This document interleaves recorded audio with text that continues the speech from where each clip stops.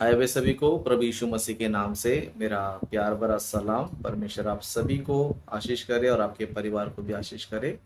तो आज के दिन भी हम लोग जो है क्वेश्चन आंसर्स लेंगे, क्योंकि ये जो हमारा जो हफ्ता है तो इसमें हमारा जो है क्वेश्चन आंसर्स रहेगा, क्योंकि कई सारे क्वेश्चंस है, कई सारे क्वेश्चन कमेंट्स में भी है और पर्सनल आपको भी जो है बहुत सारे क्वेश्चन हो सकते हैं। ओके, तो ये जो हफ्ता रहेगा तो क्वेश्चन आंसर्स का रहेगा। तो आप लोग के पास जितने भी सारे क्वेश्चंस है आप सभी क्वेश्चंस को रेडी रखें। ओके, सभी क्वेश्चंस को रेडी रखें और हो सके तो किसी नोटबुक में लिख कर रखो। ओके, नोटबुक में लिख कर रखो, क्योंकि होता क्या है कि हमें जो पहले जो क्वेश्चन दिमाग में होता है फिर बाद में बाइबल स्टडी में हम भूल जाते हैं। ओके, तो इसीलिए आप क्वेश्चंस को जो है अपने बुक्स में जो है रेडी रखो। ओके, लिख कर रखो, फिर बाइबल स्टडी में आप लोग जो है कर सकते हैं। ओके, तो आइए हम क्वेश्चंस में जाते हैं। तो आप लोग को जो भी क्वेश्चंस है आप लोग कर सकते हैं। पास्टर जी मेरा एक क्वेश्चन है, पूछूं? हाँ, पूछिए पूछिए। मेरी आवाज आ रही है? आ रही है, मेरा एक क्वेश्चन है मत्ती का 44 में मत्ती का 44 अध्याय में लिखा हुआ है, जैसे कि इसलिए तुम भी तैयार रहो, जिस घड़ी किस विषय में माने जैसे सचेत रहो, जैसे प्रभु का घड़ी किस समय आएगा। मत्ती 24 का 44 में लिखा है, जैसे बिजली पूर्व से निकलती है, और मत्ती 24 का 27 में भी लिखा है, और मत्ती 24 का 37 में लिखा है। ये 3 ऑप्शन है, और लूका का 17 का 24-25 में लिखा है। तो वो समय में नहीं जान पा रही पास्टर जी, मुझे थोड़ा सा समझ चाहिए। जैसे मत्ती 24 का 44 और 24 का 37, 24 का 27 और लूका 17 का 24 और 25। बिजली पूर्व से निकलती है, उसका मतलब क्या है? ओके ओके, तो आपने जो है फटाफट 5-6 रेफरेंस बता दिए। तो ऐसे ना करें, आप एक करके आप बताएंगे तो अच्छा। मैंने लिख के रखा था ना, इसलिए मुझे पूछना था। यस यस, इसलिए मैंने लिख के रखा था। ओके ओके, कोई बात नहीं। तो मैं जो है सबसे पहले 24 का 27, बाद में 44, ये दोनों को मैं क्लियर करूंगा। फिर उसके बाद आप और जो क्वेश्चन है आपको बताओ, क्योंकि मैं आपने इतना फटाफट बता दिया कि मैं उन सारी चीज़ों को दिमाग में नहीं रख पाया। ओके, तो नीता सिस्टर का ये सवाल है कि जैसे कि मत्ती सुसमाचार में 24वां अध्याय उसका 27 वचन में लिखा है। ओके, तो यहाँ पर इस तरह लिखा है, क्योंकि जैसे बिजली पूर्व से निकलकर पश्चिम तक चमकती है, वैसे ही मनुष्य के पुत्र का भी आना होगा।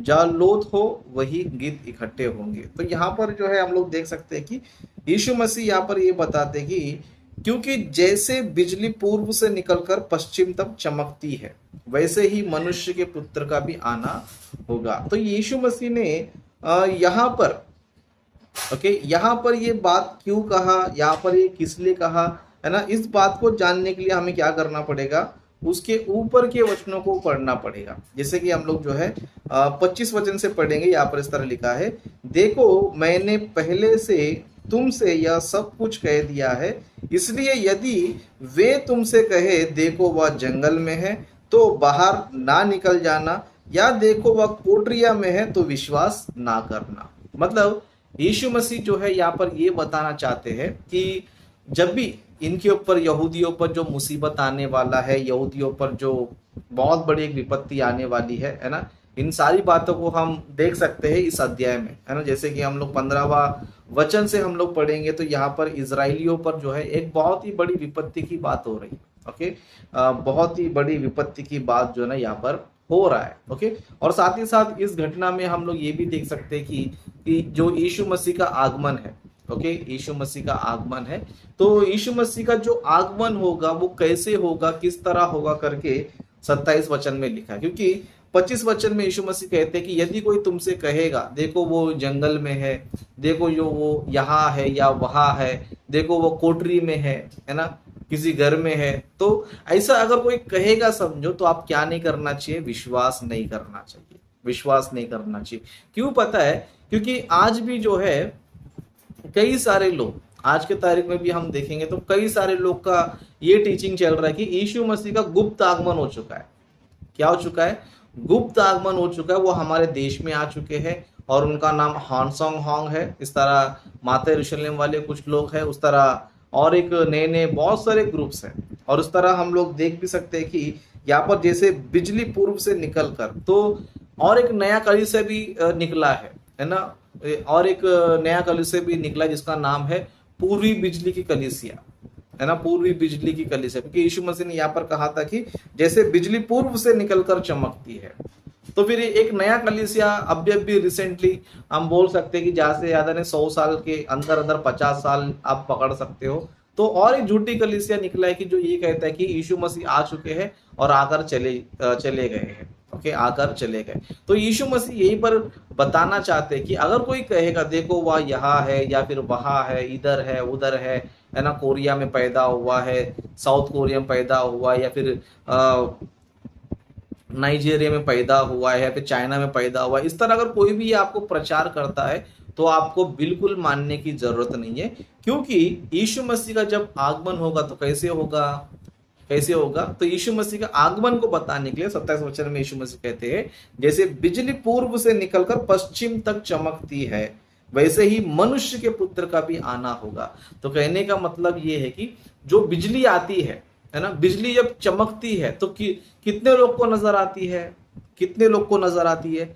सभी को नजर आती है ना, सभी को जो है नजर आता है। बिजली को देखते, जब बिजली कड़कता है तो है ना, उसमें क्या होता है पता है? पृथ्वी पर जो भी लोग हैं जो बिजली के तरफ होंगे वो सभी लोग क्या करेंगे पता है?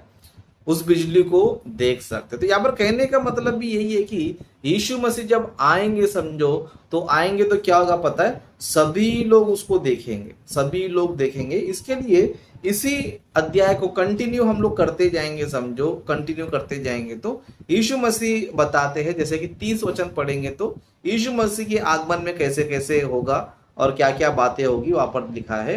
तब मनुष्य का पुत्र चिन्ह आकाश में दिखाई देगा और पृथ्वी के सब कुलों के लोग छाती पीटेंगे और मनुष्य के पुत्र को बड़ी सामर्थ और ऐश्वर्य के साथ आकाश के बादलों पर आते देखेंगे। मतलब यीशु मसीह जब आएंगे तभी लोग क्या करेंगे? सभी लोग देखेंगे उनको, सभी लोग देखेंगे। लेकिन आज कुछ झूठे मसीह लोग निकल पड़े हैं जो बोलते हैं कि यीशु मसीह गुप्त रूप में आ चुके हैं, है ना, उनका गुप्त आगमन हो चुका है, वो सीक्रेटली आ चुके हैं, है ना। माता यरूशलेम वाले बोलते हैं कि वो हानसोंग होंगे। उस तरह पूर्वी बिजली वाले भी, वो लोग जो है इसी डॉक्ट्रिन को मानते हैं, इस तरह के डॉक्ट्रिन को मानते हैं वो लोग। उनका भी कहना है कि यीशु मसीह आ चुका है और आके चले भी गए हैं। तो अभी क्या करना पड़ेगा? ये बाइबल को छोड़कर, जो हमारे पास जो बाइबल है इसे छोड़कर क्या करना पड़ेगा? उन्होंने जो नई किताब लिखा है, उन्होंने जो नया बाइबल लिखा है उसको पढ़ना पड़ेगा, उसको फॉलो करना पड़ेगा करके इस तरह एक झूठी शिक्षा निकल चुकी है। लेकिन ये वचन हमें सावधान करता है कि अगर कोई तुमसे कहता है देखो यहाँ है वहां है, कोठरी में है, जंगल में है, तो आपको बिल्कुल भी मानने की जरूरत नहीं है। ओके, तो इस वचन का मतलब यहाँ पर ही ये है। उस तरह हम लोग 44 भी पढ़ेंगे तो okay, gospel of Matthew chapter number 24 verse 44 पढ़ेंगे तो यहाँ पर इस तरह लिखा है, इसलिए तुम भी तैयार रहो, क्योंकि जिस घड़ी के विषय में तुम सोचते भी नहीं हो उसी घड़ी मनुष्य का पुत्र आ जाएगा। मतलब यीशु मसीह यहाँ पर जो है अलर्ट रहने के लिए कह रहे, सावधान रहो, तैयार रहो। तैयार रहने का मतलब क्या है? तैयार रहने का मतलब ये है कि प्रभु का जो कार्य तुम क्या करना चाहिए? पूरा करके रेडी रहना चाहिए, है ना। जिस तरह आप लोग जो है किधर काम पे जाते हो, है ना, किधर भी काम पे जाते हो, अगर कोई भी, अगर आपको कोई सेठ होगा, कोई ना कोई, आप जिधर काम करते हो उधर का मालिक होगा, वो मालिक आपको कोई काम सौंप कर चले जाता है ना, काम सौंप कर चले जाता है। तो फिर काम सौंप कर जाने के बाद जो काम करने वाले लोग हैं वो क्या होना चाहिए?